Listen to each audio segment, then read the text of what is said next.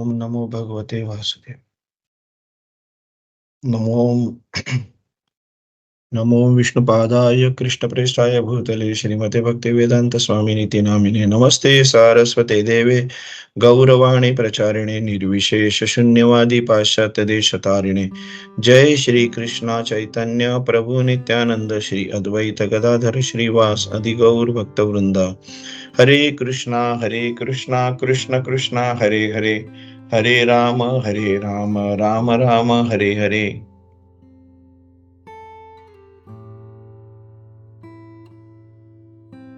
आज हम लोग देख रहे अध्याय 8 का श्लोक संख्या 11 से बाद में 12-13 हम लोग एक साथ ही पढ़ लेते हैं।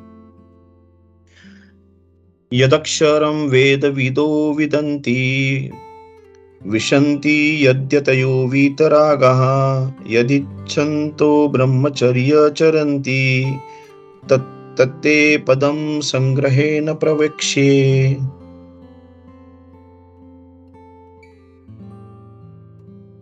सर्वद्वाराणि संयम्य मनोरुद्धि निरुध्य च मूर्ध्याध्यात्मनः प्राणम् अस्थितो योगधारणाम्। ओम इति एकाक्षरं ब्रह्म व्यावहन्मानम् अनुस्मरन् यः प्रयाति त्वजन्देहं स याति परमां गतिम्। तो इनके हम लोग ये देखते ट्रांसलेशन पढ़ लेते। Translation bye Srila Prabhupada. जय Srila Prabhupada.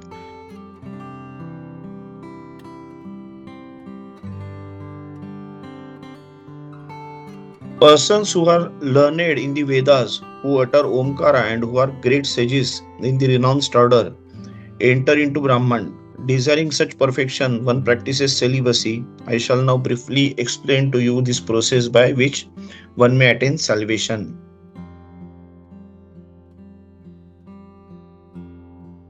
The yogic situation is that of detachment from all sensual engagements, closing all the doors of the senses and fixing the mind on the heart and the life air at the top of the head. One establishes himself in yoga.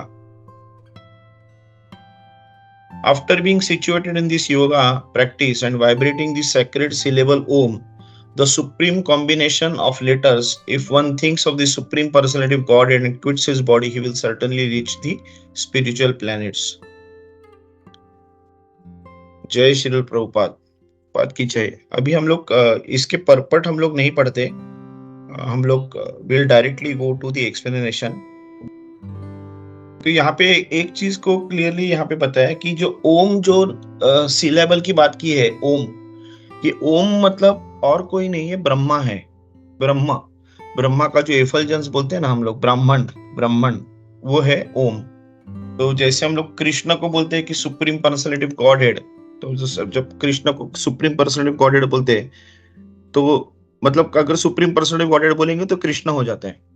तो वैसे अगर जैसे हम लोग ओम बोल जाते हैं, मतलब ओम जो आते हैं तो वो ब्रह्मांड की बात करते। तो और यहाँ पे जो है ना, ये पर्टिकुलर योगिक लोगों को के बारे में इस पर्टिकुलर जो 11, 12 और 13 जो ये 3 श्लोक है, वो निराकारवादी जो योगी जन है ना, उनके बारे में है।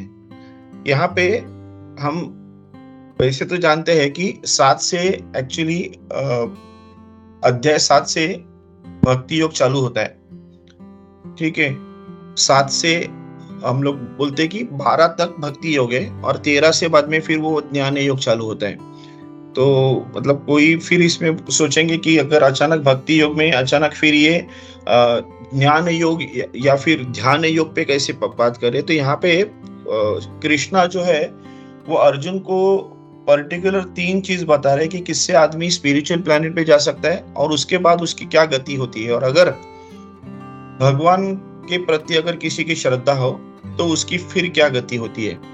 तो ये बताने के लिए उन्होंने पहले 11, 12 और 13 का उन्होंने स्पेसिफिक उन्होंने बताया कि अगर आप ध्यान लगा दोगे, अपना जो पान अपान व्यान जो अपने अंदर जो वायु रहते हैं, वो वायु को यहाँ पे जाके ध्यान चक्र पे अगर स्थित करेंगे और मृत्यु के समय, तो फिर हम लोग और अगर ओम उच्चारण करेंगे तो हम उच्च ग्रह में जा सकते हैं। उच्च ग्रह हो या फिर मुक्ति हो, सायुज्य मुक्ति हो, वहां पे जाएंगे हम लोग। यहाँ पे स्पेसिफिकली सायुज्य मुक्ति की बात करें कि सायुज्य मुक्ति मतलब हम लोग जानते हैं कि वो ब्रह्मन एफलजेंस है, वो फर्स्ट लेवल ऑफ भक्ति है। प्रभुपाद जी हर बार कहते हैं कि तीन भक्ति की तीन लेवल है। एक लेवल जो है कि हम लोग ब्राह्मण एफलजेंस पे ये करते हैं, मतलब कैसे कि भक्ति भगवान पे प्रति नहीं है, हम भगवान को निराकार के लेवल से देखते हैं, और भगवान का जो एफलजेंस है वो हम लोग को लगता है कि वो ही संपूर्ण है और वो ही फाइनल है, और उसमें मर्ज होना ही हमारा फाइनल डेस्टिनी है। ये हम लोग मतलब ये जो लोग सोचते हैं तो उनको फर्स्ट लेवल ऑफ भक्ति कहा जाता है। उनकी ये लेवल फर्स्ट लेवल भक्ति है। उसको उनको जो जो वो जाते हैं उनको सायुज्य मुक्ति बोला जाता है, उनको उससे सायुज्य मुक्ति मिलती है। दूसरी लेवल जो है प्रभुपाद जी कहते हैं कि आत्म साक्षात्कार। आत्म साक्षात्कार मतलब अपने अंदर परमात्मा जो है उसको पहचानना, और मैं भगवान का दास हूँ, ये परमात्मा जो है वो मेरे साथ मेरे पे वो प्यार कर रहा है, उसके लिए मेरे साथ आया है। ये सोच के परमात्मा के साथ अपना कंटिन्यूस अटैचमेंट बना के रखना, रिलेशनशिप बना के रखना, ये सेकंड लेवल की भक्ति है। टॉप मोस्ट लेवल की भक्ति है कि भगवान को पर्सन मानना, और वो गोलोक वृंदावन में गोपियों के साथ गोपों के साथ क्रीड़ा कर रहा है, लीला कर रहा है, और मतलब अपने अपने अलग अलग मतलब लीलाओं में वो एंजॉय कर रहा है, और जो भक्तगण है उनके साथ वो मतलब भक्तगण उनकी कीर्तन कर रहे हैं, और फिर वो एक दूसरे के साथ एंजॉय कर रहे हैं कि वो जो गोलोक वृंदावन में जो पर्सन है, सुप्रीम पर्सनालिटी ऑफ गॉडहेड, वो है जो थर्ड लेवल की टॉप मोस्ट बोलती है ना भक्ति, कि कृष्ण को आकार रूप में जानना है। हम लोग जो विग्रह के जो हम लोग पूजा करते हैं, तो विग्रह मतलब कोई साधारण ये नहीं है, कोई मतलब आइडल नहीं है जिसमें कोई मिट्टी की या धातु की बनी है, वो एक्चुअली भगवान है, प्योर भगवान उसमें है। और वो हम लोग उनकी विग्रह की जब पूजा करते तो हम लोग वो थर्ड लेवल की भक्ति जो प्रभुपाद कहते हैं टॉप मोस्ट भक्ति, भगवान को साकार रूप में जानना, उस लेवल की भक्ति की हम लोग करते हैं। तो हम लोग अभी ये जो इस पर्टिकुलर हम लोग श्लोक का जो है उस पर थोड़ा सा विवेचन करते हैं कि यहाँ पे उन्होंने क्या बोला कि जैसे जो ब्रह्मा उसको ओम बोला जाता है, तो वेदविद मतलब ये क्या है कि ब्रह्मा को ओम नाम से वो जानते हैं। कौन है वो वेदविद? जो जिनका ज्ञान बहुत ज्यादा है और वो ब्रह्मांड को अच्छी तरह से जानते हैं, उनको वेदविद बोला गया है। फिर वितराग मतलब क्या? जो जिन्होंने अपने सब विकार को कंट्रोल किया है। तो यहाँ पे मैंने कृष्ण स्वरूप प्रभु जी का थोड़ा सा ये किया था, तो प्रभु जी कहते हैं कि हमारे पास ना चित्त दो प्रकार के चित्त है, कि हम लोग जो भोग का अनुभव करते हैं, हम लोग मतलब आज भी हम लोग देखते हैं, हम लोग सोते हैं, हम लोग खाते हैं, हम लोग टच करते हैं, और भी एंजॉय दैट। बराबर हम लोग कुछ खाएंगे तो हम लोग को एंजॉय, मीठा खाया, तीखा खाया, वो हम लोग को एक टेस्ट रहता है और हम लोग उस पर एंजॉय करते हैं। अरे वाह, आज क्या श्रीखंड खाया तो कितना मस्त लगा, आज रबड़ी पी तो कितनी मस्त लगी। इस टाइप के हमारे मन में चलता रहता है। हम लोग उसको हम लोग बोलते हैं विषयाकार चित्त। ये हम लोग को बोलते हैं कि विषयाकार चित्त। हम लोग विषय में अभी भी है, अनुभव करते हैं विषय को। उसके ऊपर जो है शुद्ध चित्त है। ये जो ओमकार जो वाले है, जो योगी है, उनको उनका चित्त बहुत शुद्ध रहता है, और उसके लिए वो उनको किसी ये पर्टिकुलर बोलते हैं ना, ये विषयों का उसमें उनको कोई इंटरेस्ट नहीं रहता है। वो अनुभव ही नहीं कर पाते क्योंकि वो उसके परे निकल गए रहते। वो भगवान के भक्त नहीं है, फिर भी उन्होंने सेंसेस को कंट्रोल किया है। अगर हम लोग देखते हैं वो ये काफी हम लोग थाईलैंड वगैरह में है, देखते हैं हम लोग वो बुद्धिस्ट लोग वगैरह, वो इसी का है, वो निराकार लोगों में या शून्यवादी लेवल में है। उन्होंने सेंसेस को बहुत अच्छी तरह से कंट्रोल किया है। वो किसी भी ना मतलब किसी लड़कियों में इन्वॉल्व होते हैं, ना खाने में इन्वॉल्व होते हैं, ना कोई गलत काम करते हैं, लेकिन वो भगवान के भक्त नहीं होते। तो ये कहा गया है कि ये तो यहाँ पे ये जो सेंसेस को कंट्रोल करने के बारे में प्रभुपाद जी ने और प्रभु जी ने बहुत अच्छी तरह एक्सप्लेन किया कि ये कितना पावरफुल है।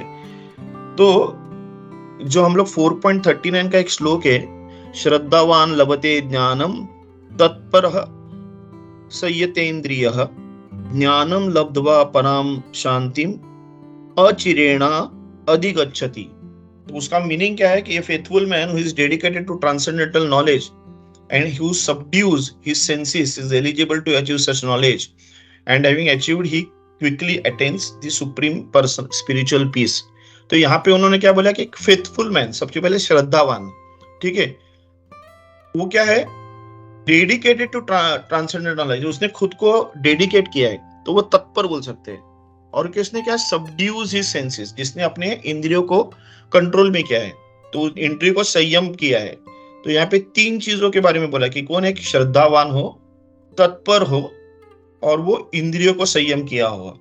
तो ये जो लोग, इस टाइप के जो लोग रहते हैं, उनमें वो जो है, वो ये जो पर्टिकुलर जो बोलते हैं ना, quickly attains the supreme spiritual peace. तो कृष्ण यहाँ पे कहते हैं कि जो इस टाइप के जो लोग रहते हैं, उनको वो जो सुप्रीम जो ये है आनंद है, उनको मिलता है।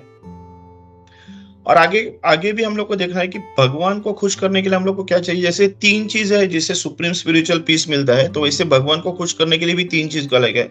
तो क्या है वो, दूसरों पे दया करना, बाद में इंद्रियों पे संयम करना, वो तो ऊपर भी है, और भगवान ने जैसे हमको रखा है उसमें संतुष्ट रहना।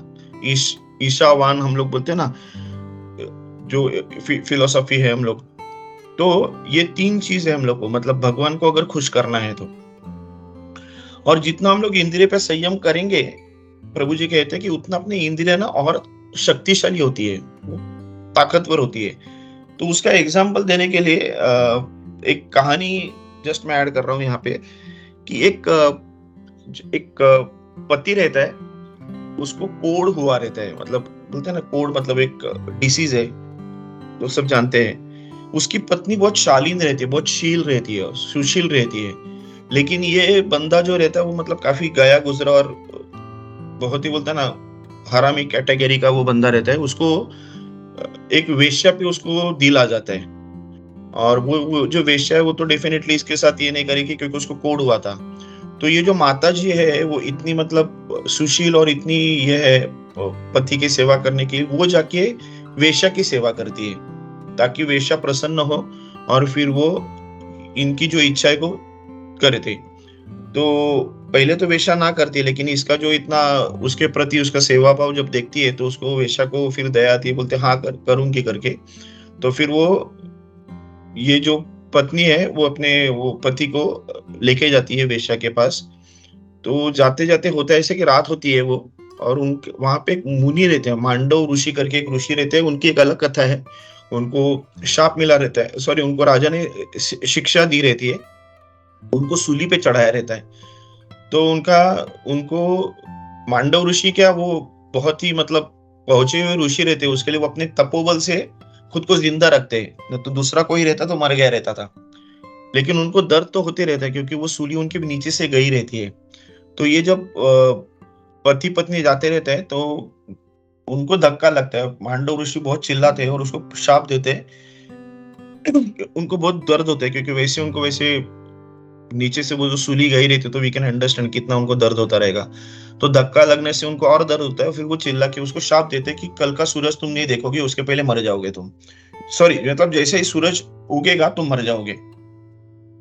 तो ये जब वो पत्नी सुनती है तो पत्नी को बहुत बुरा लगता है फिर, लेकिन वो इतना वो भी तुरंत ये देती है कि अगर ऐसा है तो कल का सूरज नहीं उगेगा। अगर मैं सुशील हूँ, मैंने अगर अपने पति के अलावा किसी और पे अगर मैंने कभी ध्यान नहीं दिया है, किसी के बारे में कभी ये नहीं की है, अगर मैं आई एम चास्टे, तो कल का सूरज नहीं उगेगा। और सच्ची में सूरज नहीं उगता है क्योंकि उसमें उतनी वो ताकत रहती है। वो इंद्रियों को संयम के बारे में जो बताया जा रहा है कि वो संयम की वजह से सूरज नहीं उगता है। तो फिर वो अत्रि ऋषि की जो पत्नी रहती है अनुसुईया, वो खुद आती है और वो उसको कहती है कि मेरे तपोबल से मैं तुम्हारे पति को जिंदा कर दूंगी, तुम सूरज को उगने दो। सूरज उगने के बाद तुम्हारा पति मर जाएगा, लेकिन मैं अपने तपोबल से उसको वापस जिंदा करूंगी। और फिर वैसे ही होता है वो सूरज उगता है, उसका पति मर जाता है, लेकिन वो तपोबल से उस पति को जिंदा करती है और पति फिर कोड़ों से भी ठीक होता है, उसका उस वेश्या के जो उसका ये रहता है वो भी वहां से निकल जाता है, वो सुधर जाता है। तो यहाँ पे कहने का मतलब है, तात्पर्य है कि इंद्रिय पे संयम करने वाली जो स्त्री है वो भी कितनी पावरफुल है। वैसे नल दमयंती भी की एक बार जो नल है वो एक बार शिकार के लिए निकल जाता दमयंती अकेला छोड़ के, और उस दमयंती पे किसी एक शिकारी की बुरी नजर पड़ जाती है। तो दमयंती भी ऐसे ही कहती है, अगर मैं चाष्टे हूँ, अगर मैं सुशील हूँ, मेरा शील अगर बरकरार है, तो ये आदमी ये है तुरंत वो समाप्त हो जाना चाहिए। तो आदमी वो एक्चुअली जल जाता है, वो तुरंत, वो जो शिकारी रहता है जिसकी बुरी नजर पड़ी रहती है नल के ऊपर, दमयंती पे, वो मर जाता है। तो यहाँ पे ये पर्टिकुलर चीज को हम लोग कहते हैं कि ये जो मतलब इंद्रिय संयम ये इतना पावरफुल है कि लोग इससे ये कर सकते हैं, मतलब इससे आदमी बहुत ताकतवर बन जाता है। और प्रभुपाद जी आगे कहते हैं कि अगर इंद्रिय संयम नहीं है तो हमारी जो भक्ति में प्रगति है वो नहीं हो सकती, या भक्ति में प्रगति में बहुत बड़ी बाधा आ सकती है। तो यहाँ पे और एक श्लोक है, सुखम अत्यंतिकम यत्तद बुद्धिम ग्रह्याति अतीन्द्रियम। तो उसका कहने का इसका मतलब यह है कि ये जो पूरा जो बुद्धि जो है वो और इंद्रिय एकदम शुद्ध हो जाते हैं जब हम अपने जो इंद्रिय को अगर हम लोग कंट्रोल करेंगे। तो हम लोग जो प्रभुपाद जी के लिटरेचर पढ़ रहे हैं, तो हमको क्या होता है कि हम लोग प्रभुपाद जी के लिटरेचर पढ़ के हम लोग प्रभुपाद जी के गुण हम पे आते हैं, और हम लोग प्रभुपाद जी के वाणी सेवा में लग जाते हैं। और वाणी सेवा करेंगे तो हम लोग को क्या होता है कि जिसकी वाणी सेवा हम लोग करते हैं, हम लोग उसके गुण लग जाते हैं, और उसके लिए हम लोग प्रभुपाद जी की किताब पढ़ेंगे तो हम लोग प्रभुपाद जी के गुण पढ़। तो प्रभु जी यहाँ पे कह रहे हैं कि हम लोग को भी ऐसी चीजों का ही पठन करना है, हमको ऐसी चीजों का अनुसरण करना है या पढ़ना है जो किसी शुद्ध भक्त ने लिखा हुआ। ये न्यूज़पेपर या फिर कुछ उल्टे पुल्टे जो न्यूज रहते हैं, अगर हम लोग उसको पढ़ेंगे तो उसका जो लिखने वाले जो है उसका जो भाव है वो हम में लगता है। और फिर हम अपने इंद्रियों से जो हम लोग संयम करने की जो बात कर रहे हैं, फिर अगर गलत लोगों के साथ अगर हम लोग जुड़ेंगे, गलत लोगों का अगर हम पे प्रभाव हो गया, तो फिर वो हमारा इंद्रिय संयम पे अच्छी तरह से कंट्रोल नहीं होगा। उसके लिए प्रभुपाद जी हम लोग को हर बार कहते हैं कि हम लोग को उनके किताब पढ़ने, 1 घंटा क्यों ना उनकी किताब पढ़ते रहना है। अगर उनकी किताब हम लोग पढ़ते रहेंगे तो हम लोग को ज्ञान तो मिलेगा ही, उसके साथ हम लोग को अपने जो प्रभुपाद जी के जो फीचर्स है, उनके गुण जो है, उनका भी हम लोग को लाभ होगा। तो ये जो आगे हम लोग देखते हैं कि प्रभुपाद जी ने इसके ऊपर ये जो पर्टिकुलर योगियों की जो ताकत है, उन्होंने जो सिद्धि प्राप्त की है, अभी वो क्या करते हैं, ओम नाम तो उच्चारण करते ही रहते, ओम करके उनका उच्चारण चलते रहता है, उससे उनमें सिद्धियां प्राप्त होती है।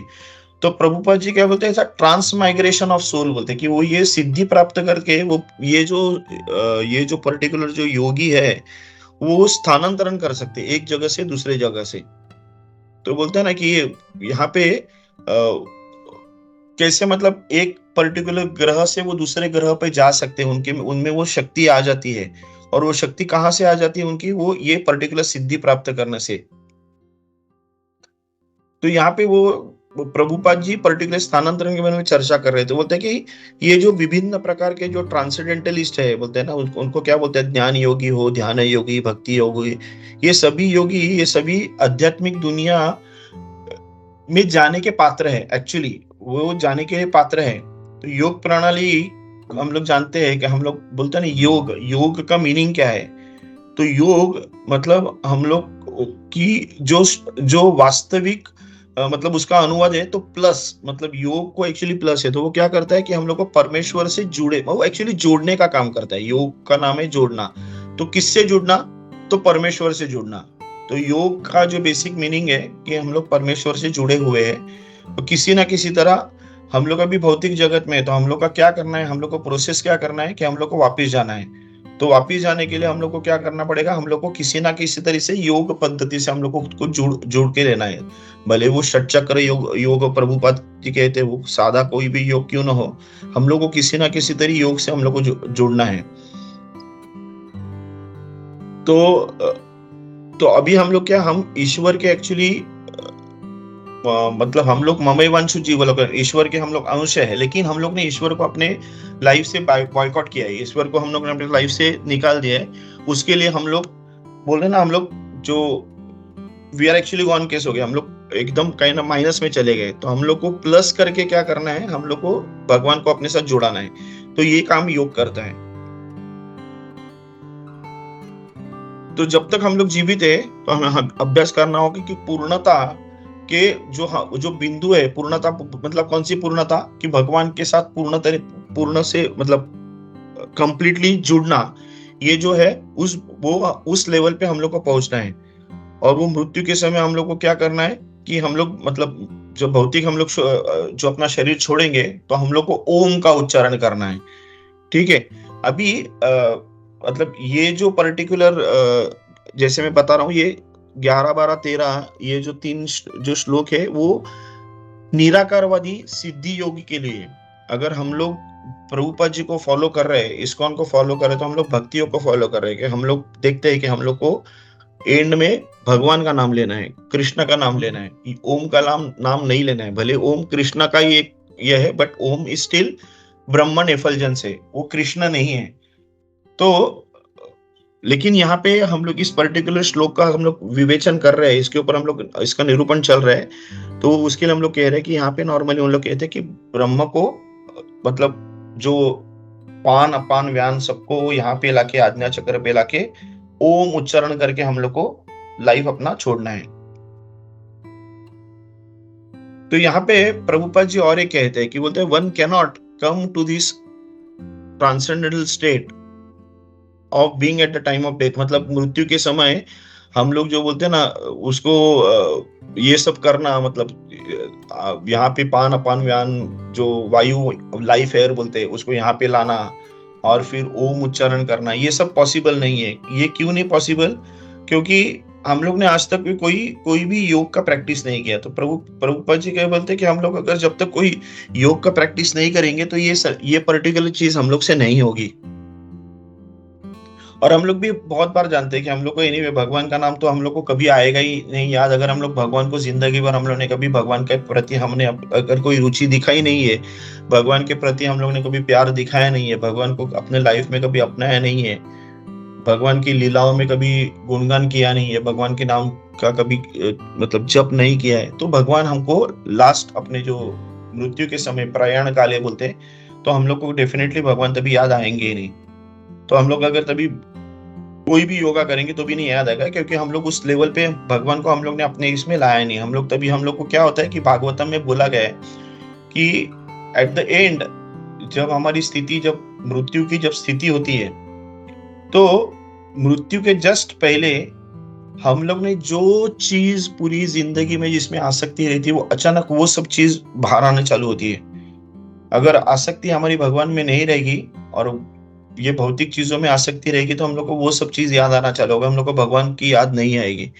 तो उसके लिए मतलब ये 16 राउंड्स वगैरह प्रभुपाद जी कहते हैं, ABCD बोलते हैं, एसोसिएशन, बाद में बुक्स, चैंटिंग, डायट प्रसादम, ये ऑलवेज रिमेम्बर कृष्णा का एक बोलते हैं ना, वो ये है कि ऑलवेज रिमेम्बर कृष्णा।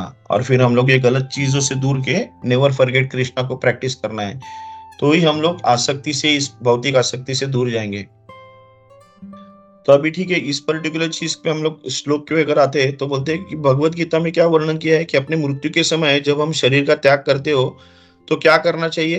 बोलते हैं सर्वद्वाराणि संयम मनोरुद्धि निरुद्ध च।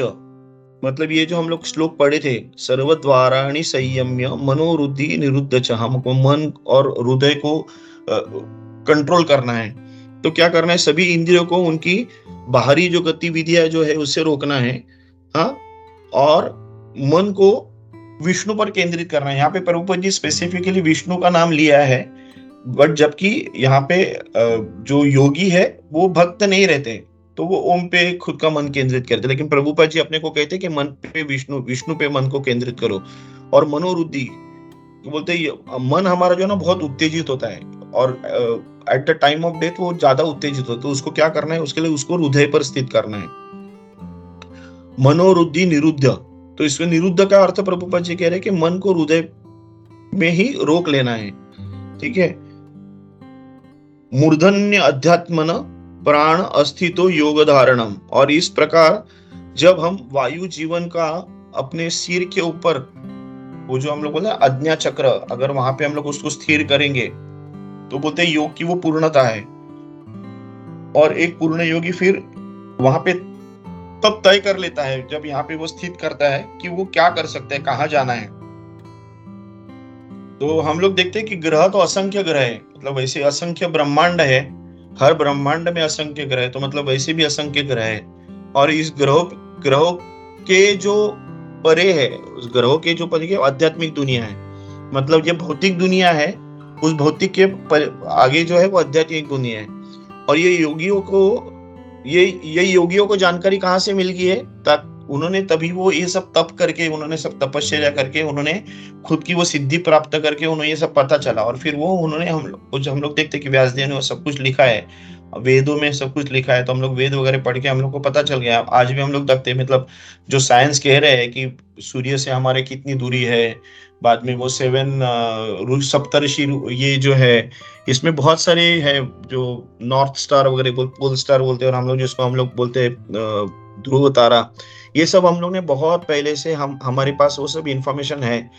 लेकिन ये साइंस मानती नहीं है, वो अलग बात है, लेकिन हमारे पास ये पूरा इंफॉर्मेशन है। तो ये इंफॉर्मेशन हमारे पास आया कैसे, तो ये सब योगियों की, जो उन्होंने जब सिद्धि प्राप्त की थी, उनके द्वारा उन्होंने बहुत सारे इंफॉर्मेशन निकाला था, और वो उन्होंने लिखा हुआ है। प्लस हमारे वेदों में जो हम लोग जानते हैं कि कृष्ण ने ब्रह्मा को, ब्रह्मा ने नारद जी को, नारद जी ने व्यासदेव को अपने वेदों का ज्ञान दिया था, और उन्हें उनमें भी ये सब चीज लिखी गई है। तो ये जो व्यक्तिवादी जो नहीं है ना, मतलब जो बोलते कि व्यक्तिवादी कौन, जो इम्पर्सनलिस्ट, कौन है इम्पर्सनलिस्ट, ये जो निराकारवादी है। हम लोग पर्सनलिस्ट, हम लोग भगवान को पर्सन मानते हैं, लेकिन ये जो इम्पर्सनलिस्ट है वो भगवान को इफलजेंस मानते हैं, ब्रह्मण इफलजेंस, वो ईश्वर ईश्वर करके ये करते रहते हैं, उनको मालूम नहीं ईश्वर क्या है। तो ईश्वर, हम लोग जो ईश्वर को भगवान मानते हैं, लेकिन उसके लिए कृष्ण को हम लोग ईश्वर मानते हैं, लेकिन इनके लिए ईश्वर मतलब वो जो एफलजेंस रहते हैं। तो प्रभुपाद जी उनको बोलते कि वो व्यक्तिवादी लोग नहीं है। तो उसे क्या, उनको ना ये, उनको ब्रह्म ज्योति के सूक्ष्म कणों में उनको रहना है। तो वो क्या रखता है, मतलब उनको वहीं पे जाना है। तो अभी एक्चुअली अगर देखेंगे तो ब्रह्म ज्योति क्या है, तो असंख्य असंख्य जो कण है, छोटे छोटे छोटे कण है, सूक्ष्म जो कण है, उससे बनी है। तो वो क्या है कि वो ब्रह्म, ये जो, और ये ब्रह्म ज्योति आध्यात्मिक चिंगारी से भरपूर है। हाँ, हम लोग अगर सूर्य के किरण देखेंगे तो सूर्य की किरण में अणु परमाणु ऐसे सब कुछ रहते हुए, चमकते हुए अणु परमाणु रहते हैं। तो ये भी जो है, और उनके साइज क्या रहती है, मतलब आत्मा की साइज हम लोग देखते हैं कि वो एक जो अपना जो बाल रहता है, बाल के नोक एकदम टॉप मोस्ट जो पोर्शन रहता है, उसका 10,000वां उसका जो पोर्शन रहता है, वो आत्मा का साइज रहता है। तो ये हमारी साइज है। और फिर वो आत्मा जाके कहाँ पे, उस पर्टिकुलर ब्रह्म ज्योति में स्थित होता है। वो एक्चुअली कभी मिश्रित नहीं होता है, क्योंकि वो इनसॉल्युबल है। जैसे सेकंड अध्याय में कृष्ण ने कहा हुआ है कि हमारा जो आत्मा है वो इनसॉल्युबल है। तो उसके लिए इनसॉल्युबल है, तो हम लोग वो वहां पे जाके हम लोग किसी में मिक्स नहीं होने वाले। हमारा अस्तित्व है, लेकिन हम लोग मिक्स, मतलब मिक्स है लेकिन सॉल्युबल नहीं है। हम लोग उसमें पूरी तरह मर्ज नहीं हो जाते, हम लोग मिक्स हो जाते हैं, मिश्रित हो जाते हैं, उसके साथ ये हो जाते हैं, लेकिन we do not get dissolved in that. तो हमारी ज्योति रहती, मतलब हमारा जो अस्तित्व रहता है। तो प्रभुपाद जी कहते हैं कि वो कठिन ही है। हम लोग क्या बोलते हैं कि हमारा जो पर्टिकुलर जो नेचर है, हमारा जो आध्यात्मिक नेचर है, तो हम लोग को आनंद चाहते हैं हम लोग,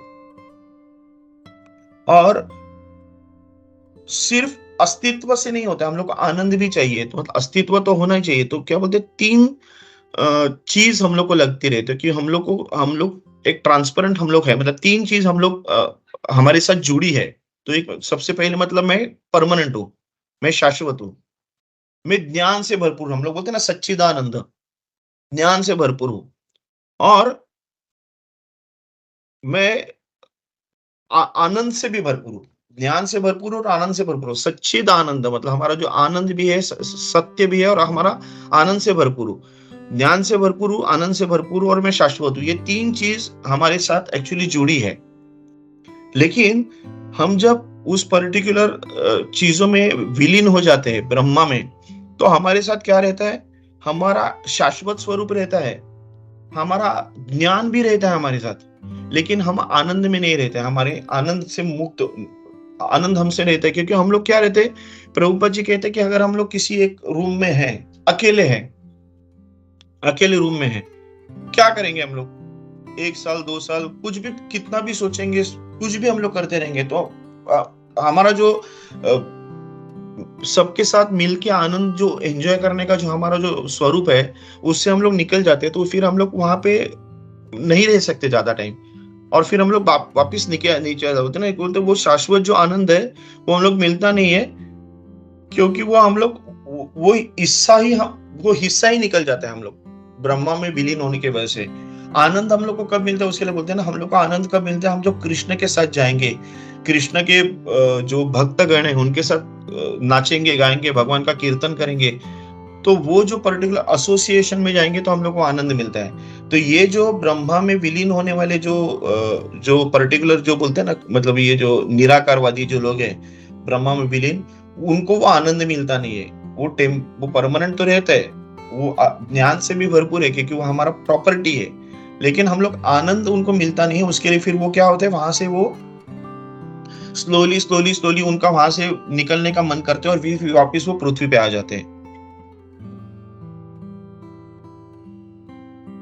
तो प्रभुपाद जी कहते हैं कि अगर हम लोग कमरे में अगर अकेले हैं, तो आप लोग क्या क्या करते हो? आगे बढ़ोगे, आप कोई मतलब पुस्तक पढ़ोगे, कुछ ना कुछ तो करते रहोगे, लेकिन जब कितने टाइम व्यस्त रहोगे? अकेले कितने टाइम रह सकते हो? तो हम लोग अकेले ज़्यादा नहीं रह सकते, तो फिर आखिर में होता क्या है कि तो अगर हम लोग ये परम भगवान के अगर निर्विशेष तेज में विलीन हो जाते हैं, तो इस भौतिक संसार में वापिस आने की संभावना है। तो ये सायुज्य मुक्ति के लिए, उसके लिए हम लोग हर बार देखते हैं कि 5 मुक्तियाँ हैं। तो सबसे लोएस्ट है वो सायुज्य मुक्ति। फिर उसके बाद में ये 4 मुक्तियों की बात की जाए, कौन सी? सारष्टी, सारूप्य, सालोक्य और सामीप्य। तो सारष्टी मतलब भगवान का वैभव हम लोग को मिलता है, भगवान जैसा। सारूप्य मतलब भगवान जैसा हम लोग को रूप मिलता है। सामीप्य मतलब भगवान के साथ हम लोग रहते हैं और सालोक्य मतलब भगवान के लोक में हम लोग रहते हैं। तो ये 4 मुक्तियाँ बहुत स्ट्रांग है क्योंकि हम लोग हमारा जो अस्तित्व है वो कहीं विलीन नहीं होता है। हमारा अस्तित्व रहता है, इंडिविजुअलिटी हमारी रहती है, प्लस हम लोग एसोसिएशन में रहते हैं सबों के साथ, भक्तों के साथ एसोसिएशन में रहते हैं, भगवान के कीर्तन में उलझे रहते हैं, तो हम लोग आनंद से भी भरपूर रहते हैं। लेकिन जैसे अगर हम लोग उसी पर्टिकुलर वो चीज़ें में अगर विलीन हो गए, तो हम लोग को वो आनंद से हम लोग निकल जाते हैं और फिर हम लोग, प्रभुपाद जी कहते हैं कि हम लोग वापस नीचे आने की हमारे संभावना है। तो यहाँ पे 10.2.32 श्रीमद् भागवतम में ये डेमी गॉड्स जो भगवान की स्तुति करते हैं, वो कहते हैं कि कोई कह सकता है कि भक्तों के अलावा, मतलब प्रभुपाद जी ने इसका रेफरेंस दिया है, तो ये कहता हूँ कि कोई कह सकता है कि भक्तों के अलावा जो हमेशा भगवान के चरण कमलों की शरण लेते हैं, ऐसे लोग भी है जो भक्त नहीं है, लेकिन जिन्होंने मोक्ष प्राप्त करने के लिए विभिन्न प्रक्रियाओं का स्वीकार किया है। तो उनके साथ क्या हुआ? तो इस प्रश्न का उत्तर में भगवान ब्रह्मा और अन्य देवताओं ने कहा कि हे कमल नेत्र भगवान, हालांकि गैर भक्त जो सर्वोच्च पद प्राप्त करने के लिए गंभीर तपस्या स्वीकार करते हैं, वे खुद को मुक्त मान सकते हैं, उनकी बुद्धि अशुद्ध है, वे अपनी कल्पित श्रेष्ठता की स्थिति से नीचे गिर जाते हैं क्योंकि उन्हें आपके चरण कमलों के प्रति कोई सम्मान नहीं है। तो यहाँ पे ब्रह्मा और ये सभी देव देवता कहते हैं कि जो लोग भक्त नहीं है, जिनको सायुज्य मुक्ति मिली है, जो भक्त नहीं है, जो ट्रांसेंडेंटलिस्ट भले हो, लेकिन वो जो ज्ञान में जो है या फिर उस ध्यान में है, कि इनको भक्ति में जो लोग नहीं है, वो आखिर में नीचे उतरते हैं, क्योंकि उन्होंने भगवान के चरण कमलों का सहारा नहीं लिया रहता है। तो जो लोग कृष्ण या परम भगवान की भक्ति में है, तो प्रभुपाद जी आगे फिर स्पेसिफिकली जो कृष्ण के मतलब परम भगवान की जो भक्ति में है, उनके बारे में प्रभुपाद जी कहते कि जो लोग कृष्ण या परम भगवान की भक्ति में है, उन्हें इस भौतिक संसार की किसी भी ग्रह की में कोई दिलचस्पी नहीं है, क्योंकि वे जानते हैं कि हम किसी भी ग्रह पर जा सकते हैं। हाँ, किधर भी हम लोग ऊपर खुद को उठा सकते हैं। हाँ, अपने आप को ऊपर उठा सकते हैं, हम लोग यहाँ वहां कहाँ भी जा सकते हैं, लेकिन भौतिक अस्तित्व के 4 सिद्धांत जो हम लोग बोलते हैं ना, कि जन्म मृत्यु जरा व्याधि, उससे हम लोग कभी, भगवान के भक्त जानते हैं, हम लोग उससे कभी दूर नहीं जाएंगे। हम लोग इस भौतिक जग में भले ही हम लोग सत्यलोक पे पहुंच जाएं, तो भी जन्म मृत्यु जरा व्याधि वो है ही। सत्यलोक मतलब टॉप मोस्ट ब्रह्मलोक, वो भी उधर भी वो भी मटेरियल वर्ल्ड है। जब जब ब्रह्मा की जब 100 साल पूरे होते हैं और जब महाप्रलय आ जाता है, तब ये सब मटेरियल, उसमें सत्यलोक भी है, वो भी पूरा नष्ट हो जाता है। सिर्फ नष्ट क्या नहीं होता है, तो वैकुंठ, जो भगवान का जो आध्यात्मिक जो क्षेत्र है, वो नष्ट होता है। जो वैकुंठ हो, बाद में वृंदावन हो, मथुरा, द्वारका, ये जो साकेत वगैरह जो भगवान के जो ये है शिव लोग, जो वो उनको कुछ नहीं होता है, क्योंकि वो आध्यात्मिक है। लेकिन जो ये जो भौतिक जो लेवल जो है, ये पूरे के पूरे नष्ट हो जाते हैं। तो जो भगवान के भक्त है, वो बोलते हैं कि हम लोग फायदा क्या कि वहां पे जाके हम लोग ये जो चारों सिद्धांत तो हमारे पास रहेंगे, जन्म मृत्यु जरा व्याधि, तो ज्यादा से ज्यादा क्या हो गया, हम लोग बहुत ज्यादा साल जिएंगे। अभी सत्यलोक में जाने वाले लाख ब्रह्म जितना साल जीते, शायद उतने नहीं, मतलब उनके स्पेसिफिकली बोला, लेकिन बोला नहीं है, लेकिन वो जैसे जैसे हम लोग ऊपर जाते हैं, वैसे हमारी जो आयु है वो काफी बढ़ती जाती है। जैसे जैसे हम लोग नीचे जाते हैं, हमारी आयु कम होती जाती है। तो नरक में जाने वालों का बोलता है ना, हमारे कुछ कुछ दिन उनके लिए कई सालों जैसे रहते हैं। तो ये मधुसूदन विष्णु प्रभु जी बोल रहे थे हमारे एक भक्ति शास्त्री क्लास में, तो मैं उसको ही कोट कर रहा हूँ कि होता है ना कभी कभी आदमी नरक में जाके बहुत ये करके भोग भोग के आता है, और फिर जो इंसान जिंदा है उसको उसके सामने वापस आता है, फिर इंसान वो उससे बदला भी लेता है। मतलब हम लोग, हमारे साथ अगर किसी ने बुरा किया है, तो हम लोग उसके साथ वापस बुरा करते उसके दूसरे जन्म में, लेकिन उसका दूसरा जन्म है, उसमें उसने बीच में नरक में जाके काफी भोग भोग के आया हुआ रहता है। तो हमारे दिन मतलब उसके लिए कई साल रहते हैं। तो कहने का तात्पर्य ऐसे कि जैसे जैसे हम लोग ऊपर ऊपर जाते हैं, हमारी आयु बढ़ती रहती है। तो प्रभुपाद जी कहते हैं कि हमारी आयु बढ़ती रहेगी, लेकिन भी हम लोग जन्म मृत्यु जरा व्याधि से, ये जो बीमारी है, उससे हम लोग तो दूर नहीं जा सकते। तो उसके लिए उसका उपयोग कुछ नहीं है। आध्यात्मिक जीवन का अर्थ क्या है, इस परेशानी से राहत। अब और जन्म नहीं, अब और कोई मृत्यु नहीं, कोई अज्ञान नहीं, कोई दुख नहीं।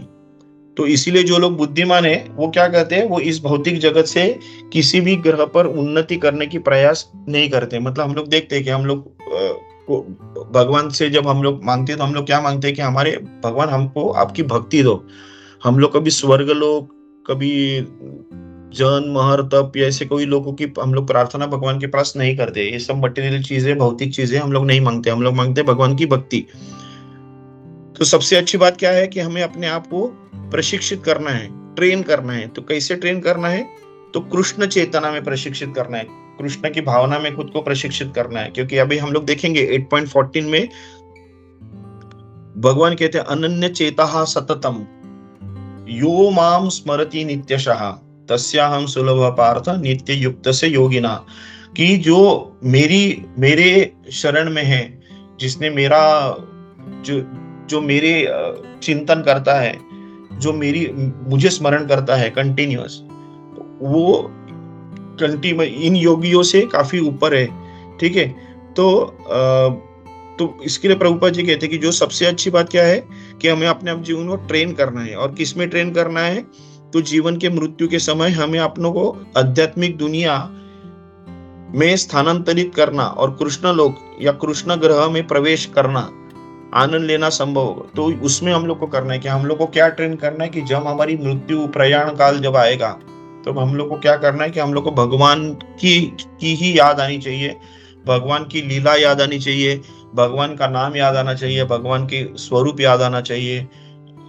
हमारे गुरुजनों ने हमको जो भगवान के लिए जो बताया उन वो सब चीज हम लोग को याद आनी चाहिए। तो उसके लिए हम लोग को खुद को ट्रेन करना है। तो अभी एक फाइनल जो एक ब्रह्म संहिता का एक श्लोक लेके मैं इस पर्टिकुलर मेरे वाणी को विराम देता हूँ।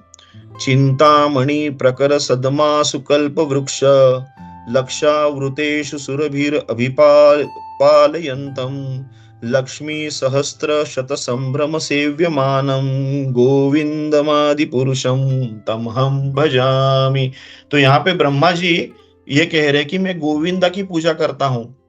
वो आदि भगवान, प्रथम पूर्वज जो गायों की देखभाल करते हैं, सभी इच्छाओं को पूरा करते हैं, आध्यात्मिक रत्नों से बने निवास में लाखों उद्देश्य वाले पेड़ों से घिरे हुए हमेशा सैकड़ों लोगों द्वारा बड़ी श्रद्धा और स्नेह के साथ सेवा की जाती है। हजारों लक्ष्मियां या गोपियों द्वारा उनकी सेवा की जाती है। ऐसे गोविंद की मैं पूजा करता हूँ। तो यहाँ पे ब्रह्मा जी एक्चुअली उस गोविंद के कृष्ण के बारे में बोले कि ये एक्चुअल कृष्ण है और हम लोग को उसके पास जाना है, हमको उसकी सेवा करनी है। तो आज के वो जो 11, 12, 13 जो श्लोक था उसके लिए जो मैंने कुछ छोटा सा जो ज्ञान मैंने जो प्रभु जी प्रभुपाद से जो मैंने कुछ उनसे सुना था वो आपके सामने रखने का प्रयास किया है। अगर मुझसे कुछ अगर भूल चूक हो गई रहेगी तो प्लीज मुझे क्षमा कर दीजिए। हरे कृष्णा, दंडवत प्रणाम सभी को।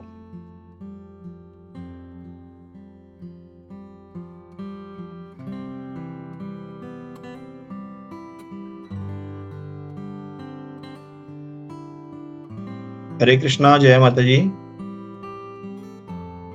हरे कृष्णा प्रभु जी, दंडवत प्रणाम। प्रभु जी बहुत ही एक अच्छा क्लास आपका जैसे हमेशा से रहता है। प्रभु जी बहुत ही अच्छा क्लास तो था। कुछ थोड़े प्रश्न थे तो क्या मैं वो प्रश्न पूछ सकती हूँ? हाँ माता जी, मैं प्रयास करता हूँ। जी प्रभु जी। प्रभु जी आपने ये शुरुआत में जो पॉइंट बताए थे जैसे कि ये ओमकार के बारे में, जो ओम सिलेबल के बारे में, तो भगवत गीता में भी इसका वर्णन आता है। और भगवान शिव कहते हैं कि जो सारे सेक्रेड सिलेबल्स में से मैं ओमकार हूँ। तो क्या ओम मतलब अगर हम ओम चैंट करते हैं, जैसे योगा में भी, ये मेडिटेशन में भी बोलते हैं कि ओम ओम रिपीट करने से मतलब वो तो ओमकार है भगवान। अगर हम ओम चैंट करते हैं तो ओमकार सिलेबल में भी भगवान आते हैं, मतलब ओम आते हैं।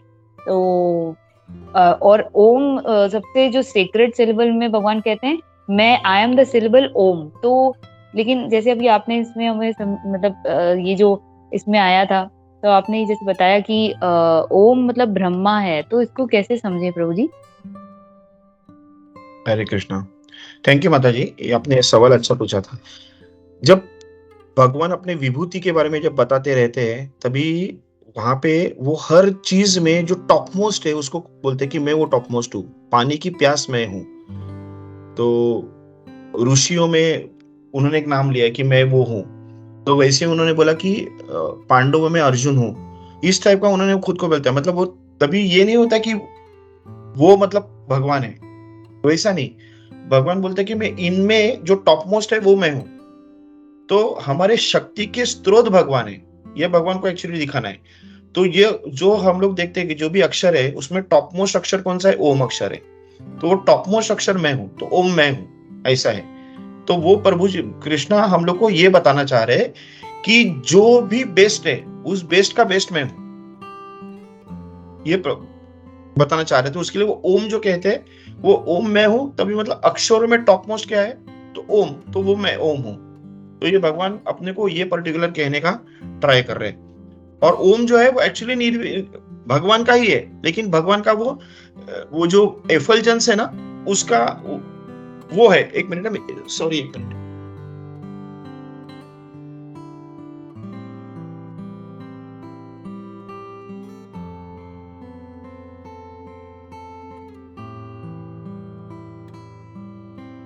एक मिनट, हाँ प्रभु जी, एक मिनट रुकिए।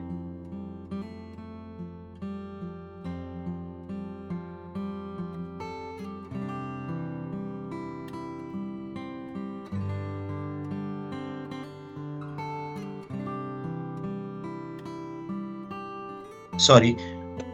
तो जो ओम, अगर डायरेक्ट ओमकार लेंगे तो वो ब्रह्मा का एफलजेंस है, और ब्रह्मा का एफलजेंस आया कहां से, तो वो कृष्ण का ही एफलजेंस है। तो ओम है कृष्णा, लेकिन कृष्णा का एफलजेंस है, डायरेक्ट कृष्णा नहीं है। उसके लिए हम हरे कृष्ण महामंत्र बोलते हैं हम लोग, हरे कृष्णा कृष्ण कृष्णा हरे हरे, हरे राम राम राम हरे हरे। हमारे इसमें कभी ओम नहीं आता है। क्या मैं आपको आंसर दे पाया माता जी? जी जी प्रभु जी, बिल्कुल बहुत ही अच्छे से और क्लैरिटी के साथ समझ में आ गया प्रभु जी कि भगवान उसमें जैसे बताते हैं कि ताकि समझाने के लिए कि मैं सबसे सर्वश्रेष्ठ जो उसमें है, जैसे कि आपने जैसे एग्जांपल देके समझाया कि ऋषियों में मैं वो टॉप मोस्ट ऋषि हूँ, और सबसे सेक्रेड सिलेबल में से जो सबसे सेक्रेड चैंट है, मैं वो ओम चैंट हूँ। तो फिर मुझे समझ में आया प्रभु जी, थैंक यू सो मच। प्रभु जी एक और ये थी, जैसे आपने कहा कि जैसे हम अस्तित्व हमारा होता है अपने आप में, और कॉन्ट्राडिक्टरी टू जो हम ये निरंकारी जो निर्विशेषवादी लोग हैं, उससे हम अलग सोच रखते हैं कि हम मर्ज नहीं होते। वो लोग बोलते हैं कि मर्ज मतलब हो जाते हैं ना, मतलब लॉर्ड के साथ, और फिर हमारा अस्तित्व खत्म हो जाता है, हम उसमें वन हो जाते हैं लॉर्ड के साथ। तो जैसे आपने समझाया कि हमारा अस्तित्व रहता है अलग से, और आनंद भी हमारा अस्तित्व ढूंढता है। तो मतलब ये तो है ही ना प्रभु जी, जिसका अस्तित्व होगा उसी को ही तो आनंद की मतलब प्राप्ति करने की इच्छा भी होगी ना। जैसे क्योंकि हम बराबर। जैसे यहाँ जैसे हम देखते हैं कि मतलब मटेरियल वर्ल्ड में हम देखते हैं कि नॉन लिविंग थिंग्स में कोई चेतना नहीं है। लेकिन जब अगर हम देखते हैं, जब हम दामोदर लीला की बात करते हैं, तब उसमें वो समझाते हैं कि उसमें मतलब दूध उबल के गिर रहा है, मतलब उसमें भी चेतना है। नॉन लिविंग थिंग को भी आध्यात्मिक जगत में चेतना मान मान के चलते हैं ना प्रभु जी। बराबर। तो तो मतलब यहाँ यही है ना प्रभु जी कि जो जिसका अस्तित्व होगा उसी को आनंद में रहने की वो इच्छा होगी ना प्रभु जी। बराबर, उसके लिए वो प्रभुपाद वही कहते हैं ना कि हम लोग का अस्तित्व है, लेकिन हम लोग को कुछ कार्य नहीं है, तो हम लोग आनंद कैसे मिलेगा? तो उसके लिए फिर हम लोग वहां पे, जैसे प्रभुपाद जी कह रहे हैं कि एक रूम में हम लोग अकेले हैं, तो क्या करेंगे हम लोग? भले हम लोग को कोई प्रॉब्लम नहीं है, हम लोग को ना कोई डिसीज है, ना हम लोग को कोई, ना गर्मी है, कुछ ठंडी नहीं, कुछ नहीं, हम लोग we are enjoying that way. लेकिन एंजॉयमेंट कहाँ पे मिलेगी? अगर हमारे साथ कोई रहेगा तो हम लोग एंजॉय करेंगे ना, अकेले रह के क्या करेंगे? तो उसके लिए बोलते हैं कि फिर आखिर वो आनंद की एक्सपेक्टेशन के लिए फिर वो हम लोग को नीचे उतरना पड़ता है। और वो जब हम लोग भगवान के साथ जाते हैं गोलोक वृंदावन में, हम लोग सभी के साथ रहते हैं, वहां अकेले नहीं रहते, तो फिर वो आनंद हम लोग कंटिन्यूस, हमारा डेली वो सच्चिद आनंद में हम लोग रहते हैं, कंटिन्यूस हम लोग एंजॉय करते रहते हैं। हरे कृष्ण। हरे कृष्णा, थैंक यू प्रभु जी, दंडवत प्रणाम। दंडवत प्रणाम माता जी।